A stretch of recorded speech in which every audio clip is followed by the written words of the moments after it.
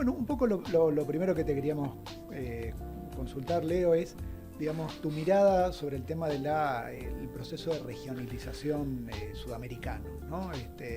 Sus idas y vueltas, digamos. Si yo te tuviera que hacer una pregunta así, ¿cuál es el balance? Digamos, ¿qué es lo que salió bien y qué es lo que faltó? ¿Vos qué dirías? Es que justamente es un balance con elementos mixtos, ¿no? Cuando uno habla del regionalismo, primero, como siempre comentamos con los alumnos, ¿no? ¿Cuál es la región?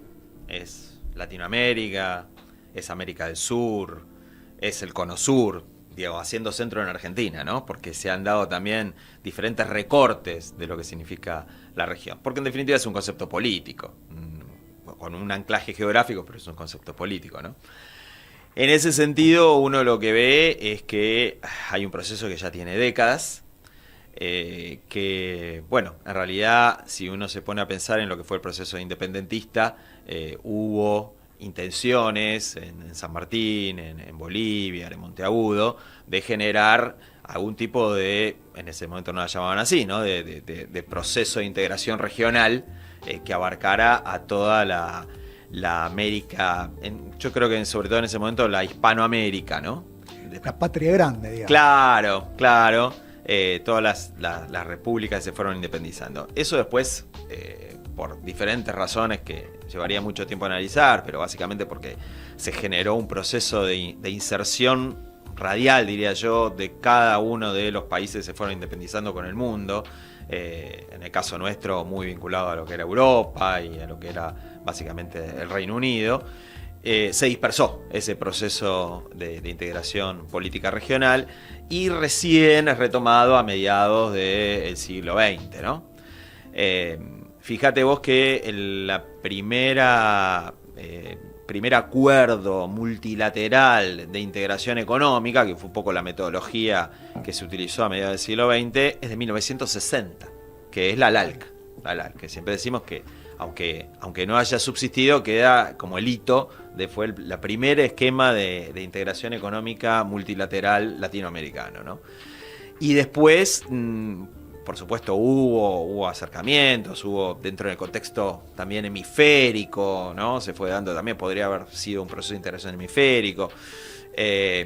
Después tenemos que irnos ya a la década del 80, directamente, en términos económicos, a LADI, 1980, que aún hoy sigue existiendo como un acuerdo marco. Mercosur está inserto en la LADI.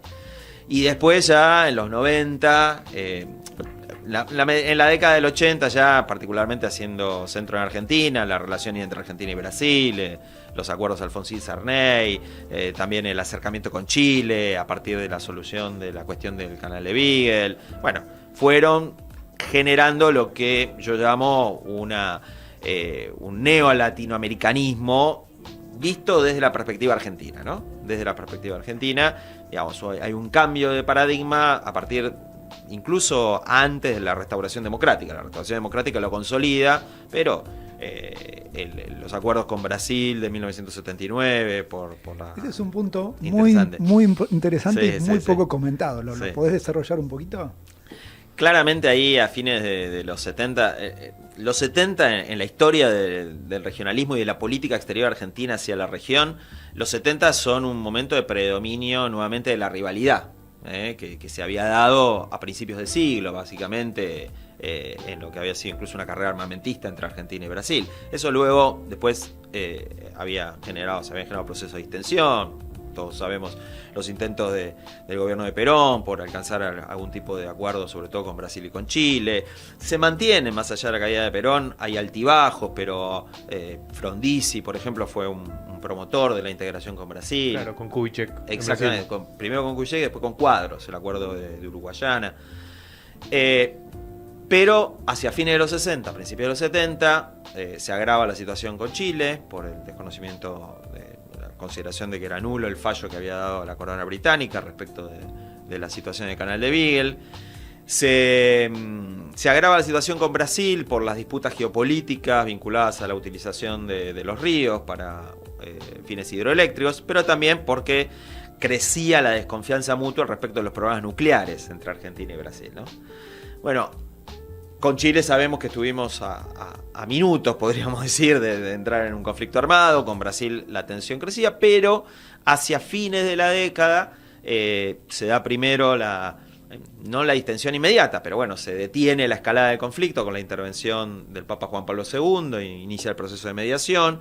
Y con Brasil hay un acercamiento entre el presidente Figueiredo de Brasil y el presidente Videla, y en 1979 se llega a un acuerdo por las represas. Y eso para mí es un punto de inflexión en la relación entre Argentina y Brasil. Por supuesto, también empiezan las conversaciones sobre temas nucleares.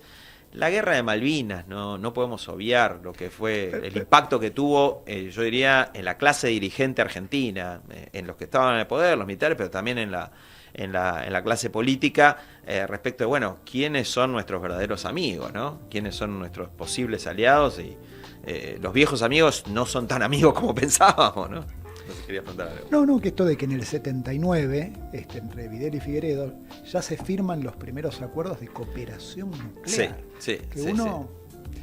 Bueno, es así, ¿no? Entonces, si alguien tiene que decir quién empezó la desescalada, fueron los militares. Es que es un punto que siempre señalamos. ¿Por qué? Digamos, obviamente que la restauración democrática consolidó ese proceso, ¿no? Pero Aladi se firma en 1980. Eran gobiernos militares. La mayoría de los países que firmaron exactamente, Aladi. Uruguay. Claro, son los 10 países sudamericanos y México. Claro. 1980. Y varios de esos países estaban con gobiernos militares. Sí. Argentina, Brasil, Chile, Uruguay. Es interesante. Yo la verdad es que siempre lo menciono porque son esas cosas que vos decís. Sí.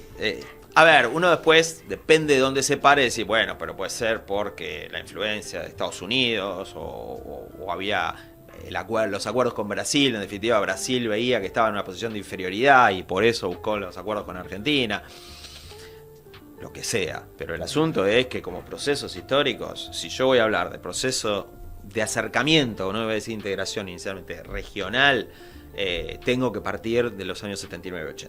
Lo mismo acuerdo con Chile, digamos. En lugar de la guerra se siguió con un proceso de toma de decisiones interno muy conflictuado entre lo que pensaba Videla, lo que pensaba Macera, lo que presentaban otros digamos, jerarcas del régimen militar. Pero prevaleció, casi providencialmente te podrías decir, la idea de la mediación papal. Y a partir de ahí, de enero del 79, que se firma en Montevideo el acuerdo para aceptar la mediación papal, se inicia un proceso de distensión, ¿correcto? Malvinas, como te decía, también creo que contribuye también a un cambio cultural en cuanto a la visión de quiénes son, no necesariamente aliados en términos militares, pero quiénes están más cerca, no solamente a nivel gobierno, sino también a nivel popular, ¿no? Generó en mucha gente, dice, pero ¿cómo países con los que, países europeos, con los que nos unen lazos de sangre y demás, se aliaron con el Reino Unido? Bueno, es realidad el realismo político, claro, digamos, ¿no? Tal cual. Y en cambio, de la gran mayoría de los países de la región, recibimos muestras de apoyo, muy sólido, ¿no? Más allá de lo retórico,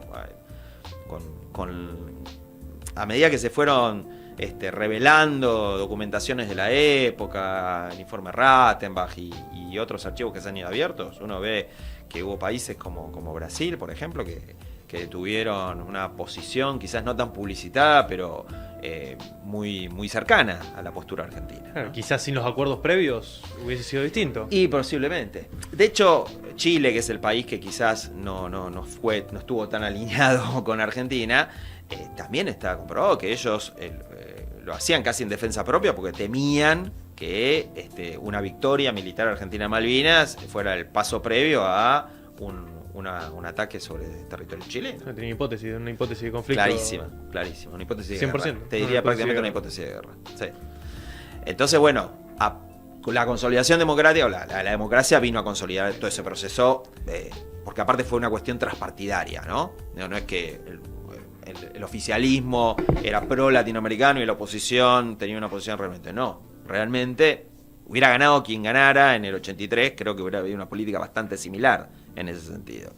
Y a partir de ahí, los acuerdos Alfonsín-Sarney, y luego lo que son los acuerdos entre Menem y Collor de Mello, se suman Uruguay y Paraguay. Podemos entrar en los matices de qué tipo de regionalismo quería cada uno, ¿no? Pues sabemos que uno era más autonómico, el otro más, el que vino después entra en la etapa de regionalismo abierto.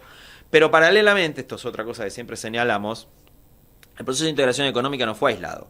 Fue un proceso paralelo a un proceso también de acercamiento, distensión, construcción de confianza, cooperación e integración estratégico-militar. Y es el punto que hacías al principio de que no es únicamente económico. No es únicamente económico. Y es muy importante todo este... Pero es que esto también es importante entenderlo en Europa. El que piense que el regionalismo europeo es simplemente fruto de una coincidencia económica, no leyó el primer capítulo de la integración europea. El primer acuerdo importante que firman los países europeos, particularmente Alemania y Francia, es el de la CECA, que era el de la explotación conjunta de carbón y acero. Y decir carbón y acero a mediados del siglo XX es decir materiales estratégicos críticos. Absolutamente. El segundo acuerdo es el Euratom, el acuerdo nuclear. Claro. Y recién después, ¿y por qué ven esto? Porque dicen, bueno, acá cambió el mundo, geopolíticamente hablando, las grandes potencias ya no están en Europa, por lo menos no en la Europa occidental, está Estados Unidos por un lado, está la Unión Soviética por el otro. Si no juntamos fuerzas, vamos a quedar relegados. Igualmente quedan de alguna manera arreglados, pero por lo menos juntaron fuerzas. Y después vino, sí, el acuerdo de crear un mercado común en 1957. Me parece que eso es un poco una lección que nosotros tendríamos que tomar en cuenta, lo que hizo Europa en ese momento. No copiar, pero sí tener en cuenta ese proceso de juntar fuerzas, porque es la única manera de ganar poder de negociación en el contexto internacional, ¿no? Digamos.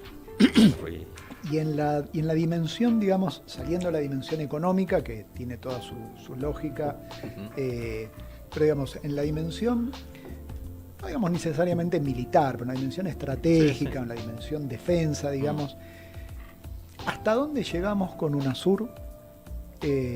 Digamos, y hasta dónde podríamos haber llegado. ¿Qué nos faltó para ir un poco más lejos?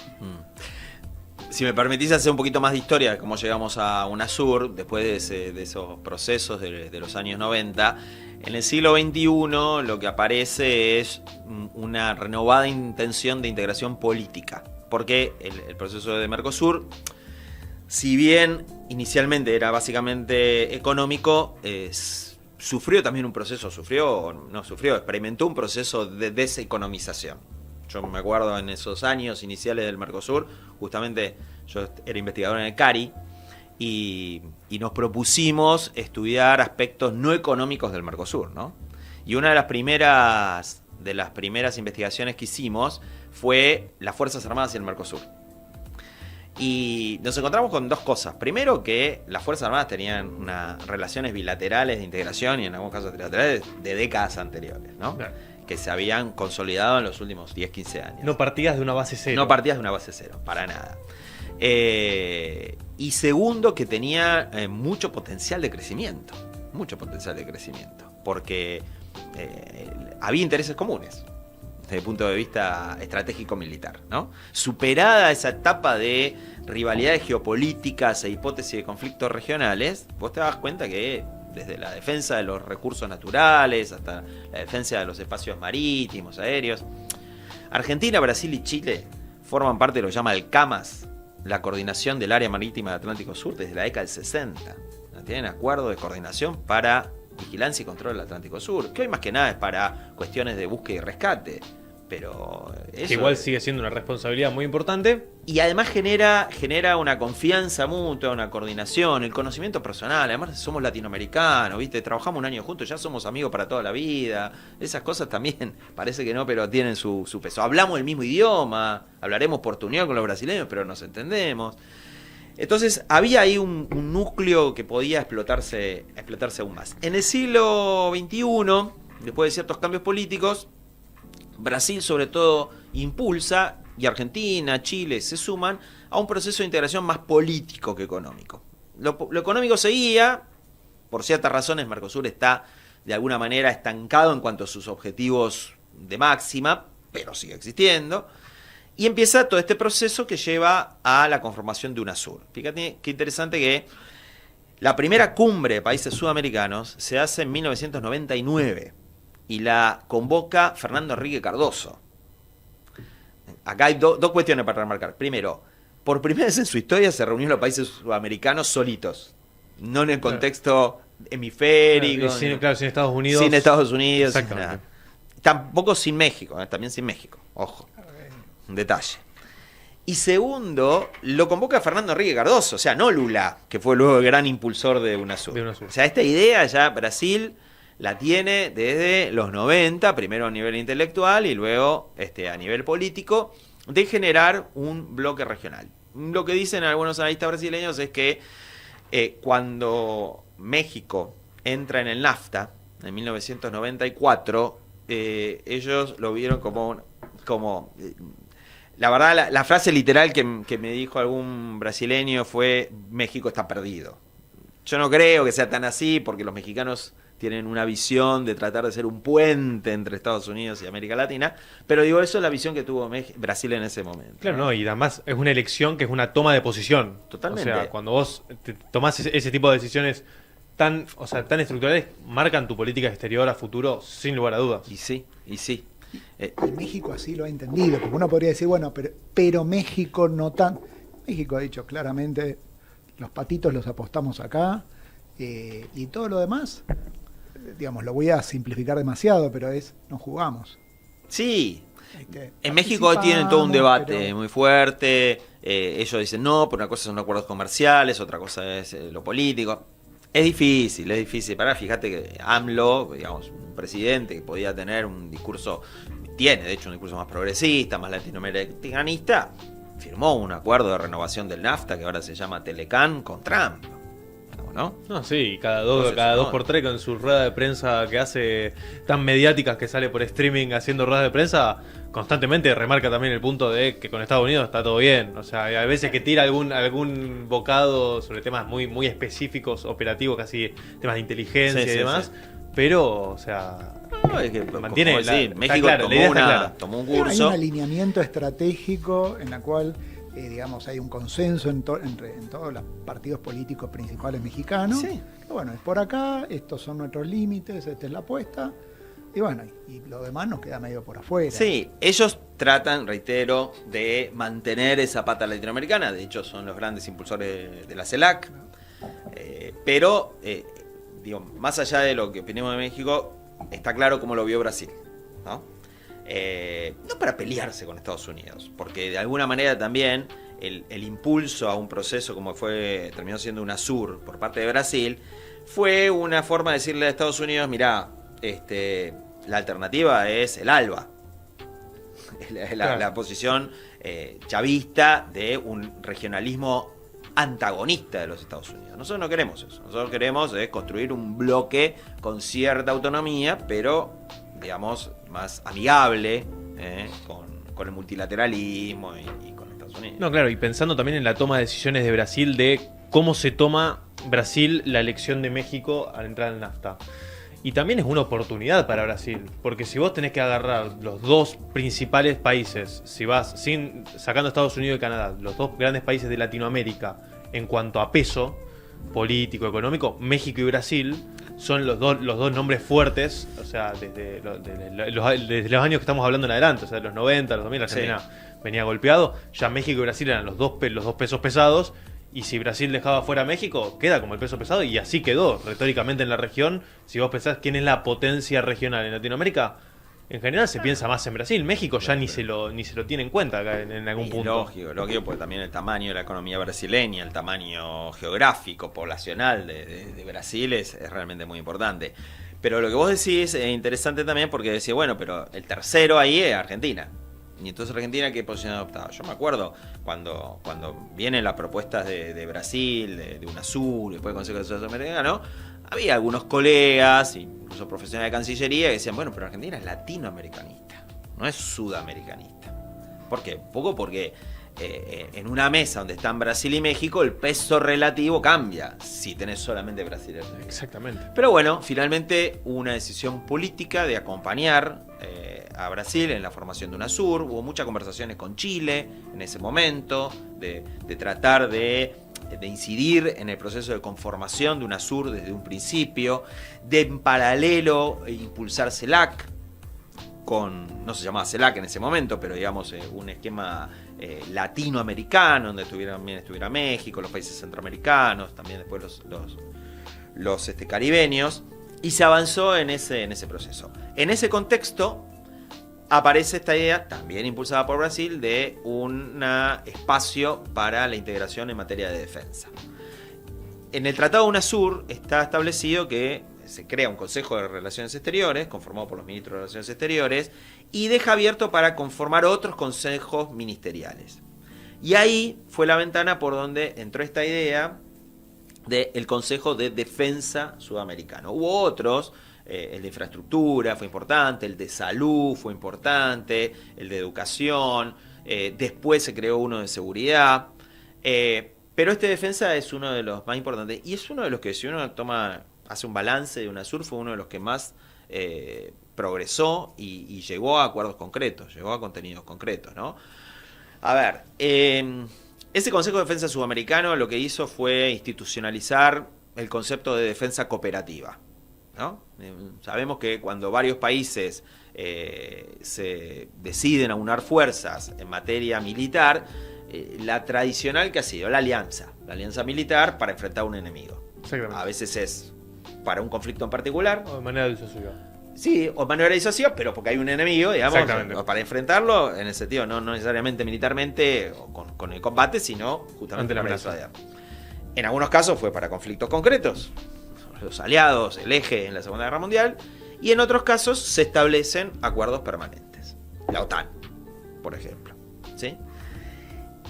En los años 90 se genera esta idea de cooperar en defensa para prevenir, podríamos decir, la escalada de conflictos militares. O sea, generar confianza entre las partes, ayudarnos mutuamente, países con dificultades de recursos, muchas veces, que vayan cooperando, por ejemplo, en búsqueda y rescate, hacer ejercicios militares. Hay todo un proceso. De hecho, la OEA en el año 92 sacó un documento respecto de las medidas de confianza mutua, promoviendo eso. Reducir las hipótesis de conflicto también entre los distintos países latinoamericanos. Claro, casi eso te diría que es una condición sine qua non, es una condición previa.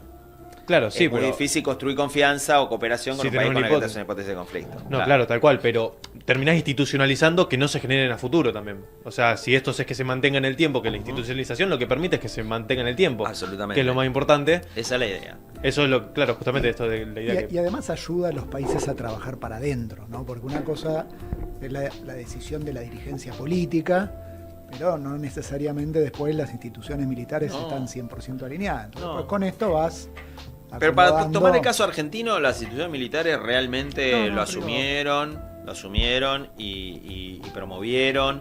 Y nosotros tuvimos, digamos, si uno toma en términos bilaterales, por ejemplo, lo que fue la relación con Chile, en 30 años pasamos de casi estar en conflicto a tener una fuerza de paz conjunta combinada, a tener una patrulla antártica conjunta. Siempre puede haber algún resquemor, alguna cuestión, pero digamos, como vos bien decís, no hay hipótesis de conflicto.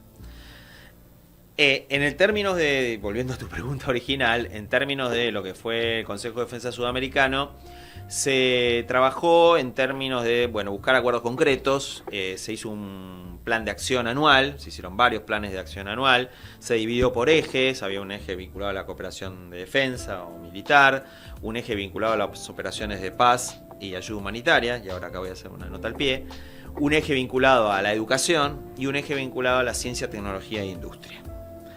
¿Cuál era la nota al pie? Que vos tenías dentro de este esquema, por ejemplo, un país como Venezuela, que no participa de las operaciones de mantenimiento de la paz. Tiene una visión negativa respecto de eso. Entonces, por eso, pero ese espíritu de consenso lleva, operación de mantenimiento de la paz y ayuda humanitaria. Entonces, un poco lo que algunos autores llaman regionalismo modular, ¿no? La mesa está servida y se sientan a la mesa los que están de acuerdo con lo que hay para comer, ¿no? Y eso no te... Si vos no te sentás no pasa nada, porque en otro tema sí te podés sentar. ¿Entendés? Entonces, Venezuela, por supuesto, había una actividad vinculada estrictamente, por ejemplo, en paralelo hubo mucha coordinación también respecto a lo que era participación en MINUSTAH, en Haití.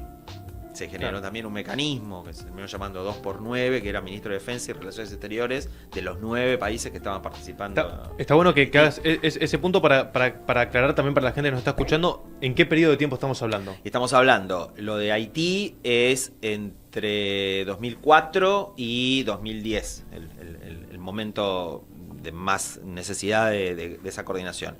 Y el Consejo de Defensa Sudamericano se crea en 2009, a continuación de la creación de UNASUR, y se extiende casi hasta el final de UNASUR, que es 2016, formalmente 2017, pero el último año que hay actividad es 2016.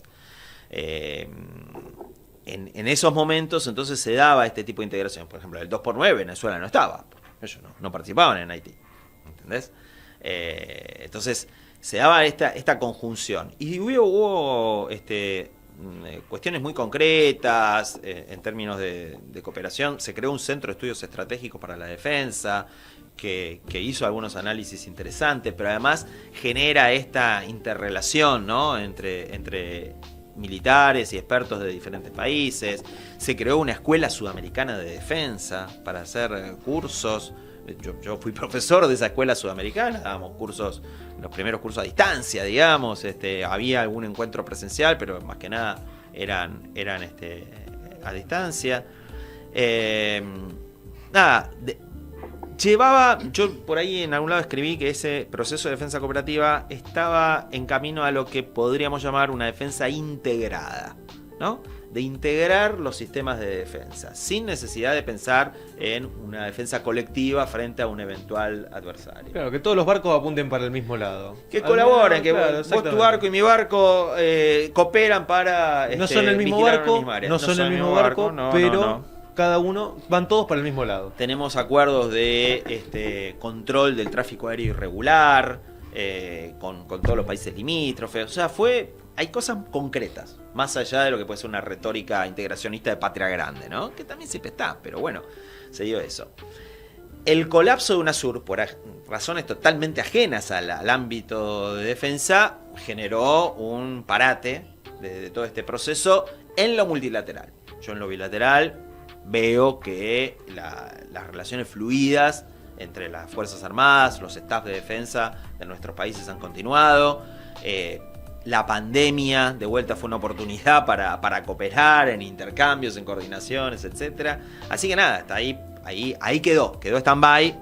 Veremos cómo sigue. Casi que se podría decir al revés, digamos, que ahora lo que falta es el paraguas político para seguir avanzando a nivel Yo creo que sí. bilateral y multilateral. Sí, porque hay procesos que requieren ese paraguas político y aparte, institucionalmente hablando, digamos, ese progreso que se daba en el marco del Consejo de Defensa Sudamericano, en el marco de UNASUR, hubo un intento que se llamó PROSUR, que fue una propuesta de Chile en 2017, que no pasó de una página web, digamos, no. Hubo algunas reuniones. Lo interesante de ese proyecto, que en las 5 áreas creo que son, que menciona para profundizar la integración, vuelve a poner defensa. O sea, eso es lo bueno, digamos, que en la agenda del regionalismo sudamericano, por lo menos, está la cuestión de defensa. Bueno, ahora viene la pregunta de futuros, ¿no? Que la tenemos en varios chats. Exacto. Ahí, Alan, tenemos una pregunta en YouTube de Joaquín Contreras, que nos pregunta acerca de ¿qué opinás? Buenas, de lo leo textual. Buenas, quería preguntarle a Leonardo ¿qué valoración hace de la revitalización de la UNASUR que Lula aparentemente quiere llevar a cabo? ¿Tiene sentido o sería mejor avanzar en modernizar Mercosur? Es una pregunta muy amplia porque UNASUR es un ejemplo, como pocos hay en la historia contemporánea, de un proceso que nació, creció, se consolidó, se agotó, se murió, o por lo menos quedó en estado vegetativo, ¿no? Todo en 10 años, es increíble. Entonces, revitalización de UNASUR, no sé si están dadas las condiciones, habrá que ver si hay esa voluntad. Quizás hay que ir a otra etapa, a una superación. No lo compararía con Mercosur porque estamos hablando de dos cuestiones diferentes. Primero, en cantidad de participantes. Los miembros son diversos. Segundo, en objetivos de lo que es Mercosur y de lo que era UNASUR. Tercero, lo que yo veo es esta intención, como bien decía la pregunta, de revitalizar.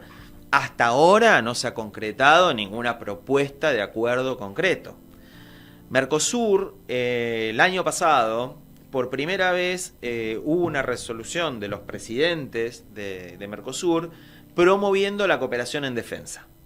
Y nada, se indicaba a los organismos pertinentes que comenzaran a trabajar en eso. Pero tampoco avanzó. Entonces, de vuelta, no voy a hacer futurología. Yo lo que digo es, el tema está en agenda.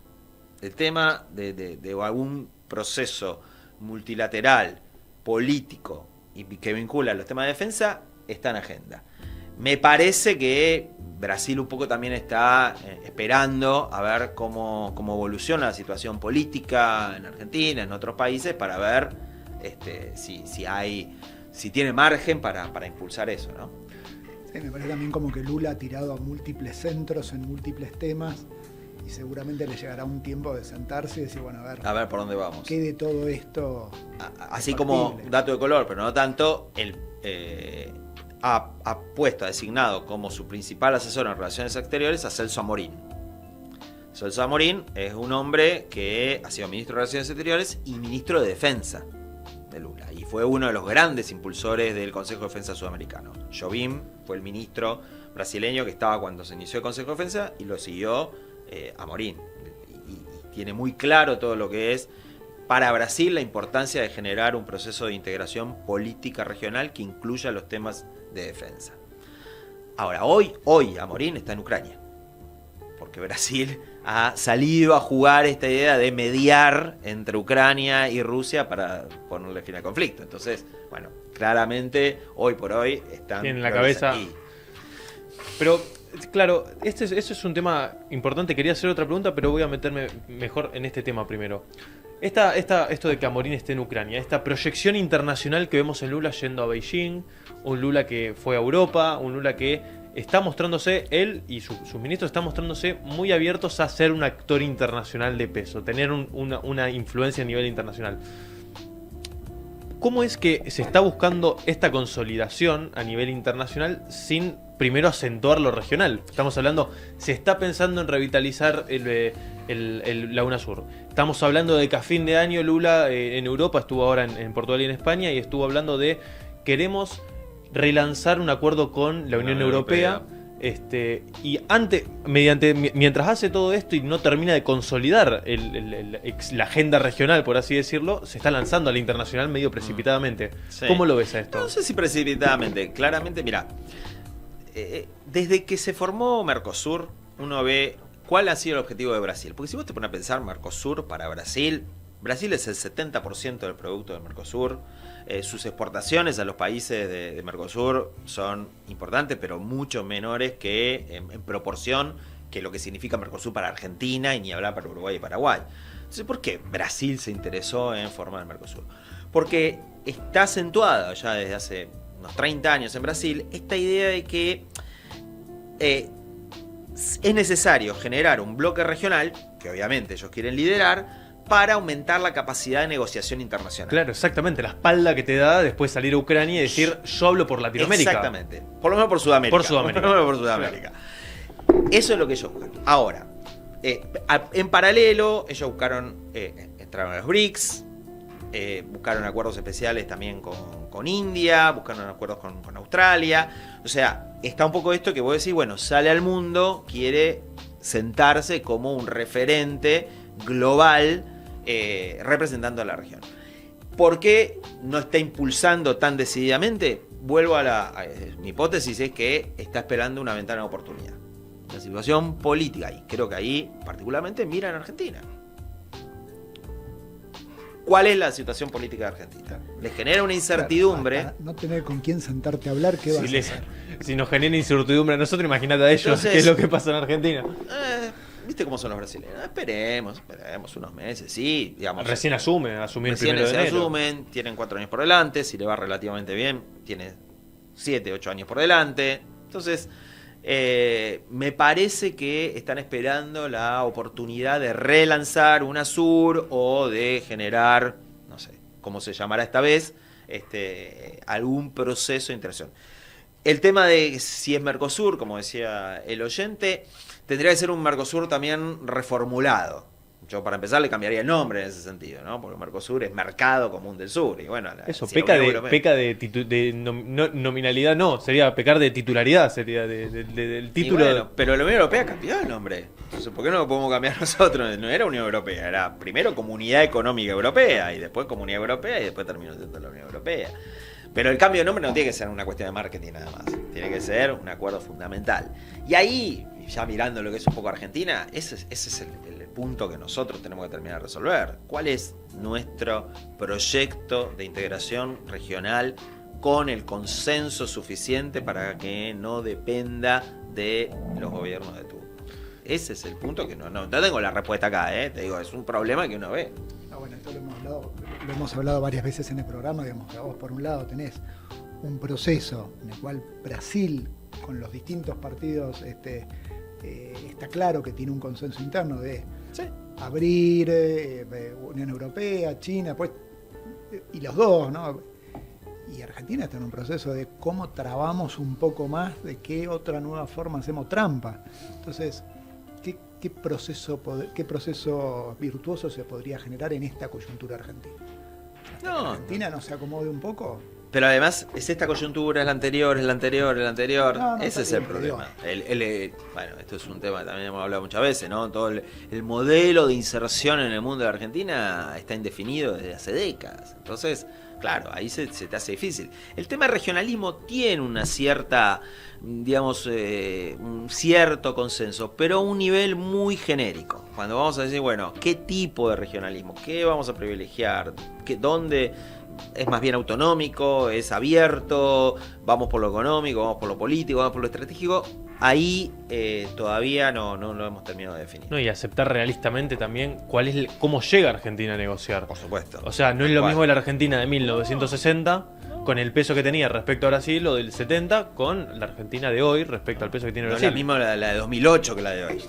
No, claro, y si seguimos dejando pasar el tiempo, o sea, también es la oportunidad actual versus la oportunidad futura. Y si empezás a sacar los números, nosotros venimos así y los brasileros... Sí. Bueno, pero ahí como estrategia política hay que potenciar las capacidades que el país tiene, ¿no? Y las tiene.